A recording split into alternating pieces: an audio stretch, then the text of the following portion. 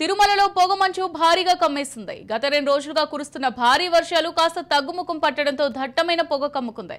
తిరుమల శ్రీవారి దర్శనానికి వచ్చిన భక్తులు ఎంతో ఆ మబ్బులు చూసి తెగ ఎంజాయ్ చేస్తున్నారు. ఘాట్ రోడ్లు, తిరుమల కొండలు మంచుతో కప్పబడిపోయింది. చాలా చిల్గా భక్తులు ప్రకృతి అందాలు ఆస్వాదిస్తూ తిరిగి వెళ్తున్నారు.